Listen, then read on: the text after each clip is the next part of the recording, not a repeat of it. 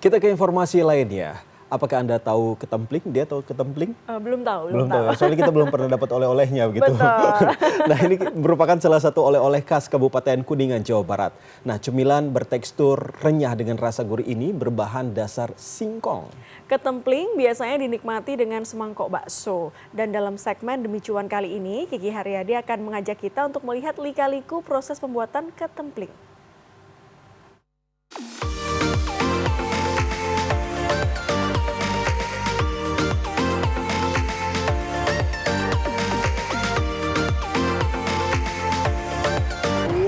Waduh.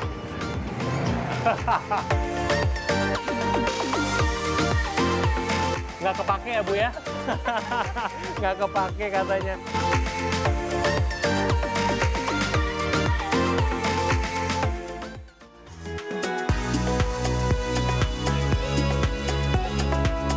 Salah satu kawasan di Kuningan, Jawa Barat, yaitu Ciawi Gebang, dikenal sebagai sentra pembuatan ketempling.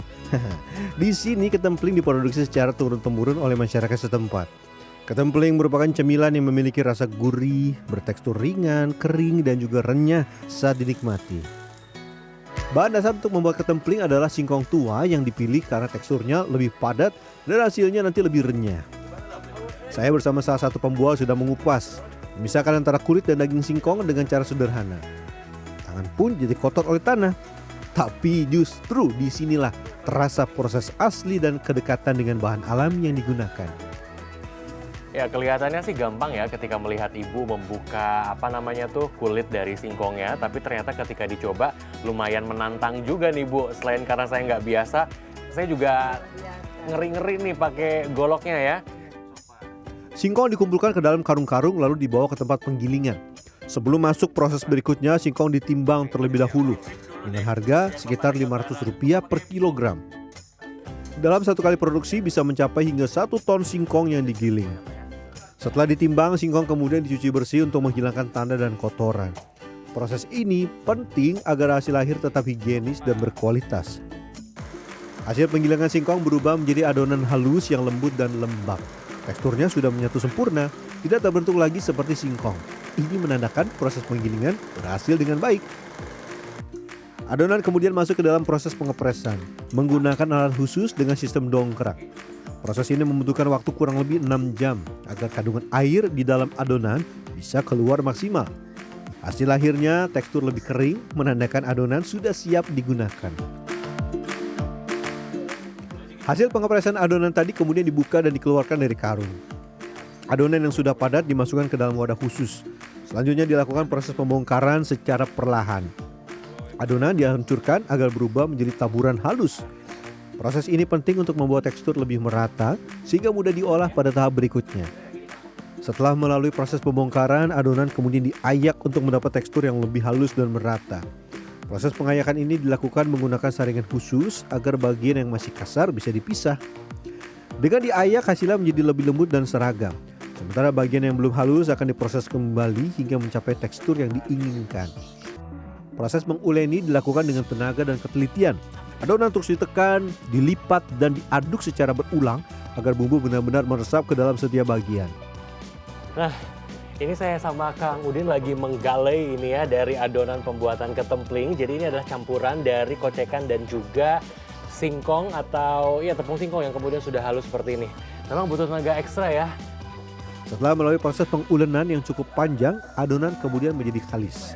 Teksturnya terasa lebih halus, lentur, dan tidak lagi lengket di tangan. Aduh, ini dia hasil akhir dari proses penggalaian yang kemudian sudah dilakukan kurang lebih selama 30 menit.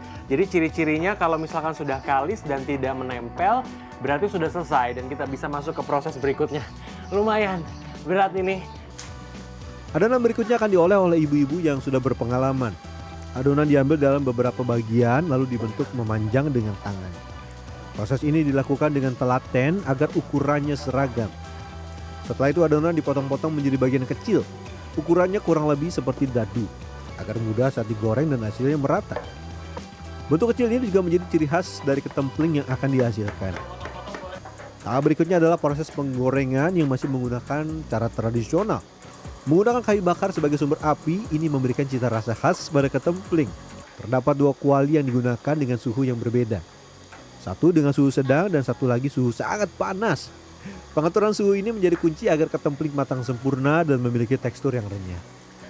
Suhu yang panas saat proses penggorengan membuat ketempling mengembang dan membentuk gelembung-gelembung di permukaan. Gelembung ini jadi ciri khas ketempling matang sempurna. Ketempling biasanya didistribusikan ke toko oleh-oleh dan warung-warung sekitar. Pabrik ini menjual ketempling dengan harga sekitar Rp70.000 untuk 2 kg. Ini harganya terbilang terjangkau dengan kualitas dan proses tradisional yang digunakan. Ketempling biasanya dinikmati sebagai teman makan bakso. Teksturnya yang renyah dan memberikan kontras dengan kuah bakso yang hangat serta berkuah. Perpaduan rasa gurih dari ketempling dan lezatnya bakso jadi kombinasi yang pas di lidah. Tidak heran jika banyak orang menjadikannya sebagai pelengkap favorit. Sederhana, merakyat namun selalu bikin lagi. Saya udah membuktikannya sendiri, ternyata memang betul ya, menikmati bakso ditambah dengan ketempling ini merupakan perpaduan yang pas banget. Ada gurihnya, ada kriuk-kriuknya juga. Nah, perjalanan saya di Kabupaten Kuningan berhenti sampai di sini. Tadi sama-sama kita sudah melihat bagaimana proses panjang pembuatan ketempling, termasuk juga menikmatinya dengan bakso. Seperti biasa, mudah-mudahan ini bisa menjadi inspirasi untuk Anda. Kiki Haryadi, Rizky Rahadian, Kabupaten Kuningan, Jawa Barat. Sampai jumpa.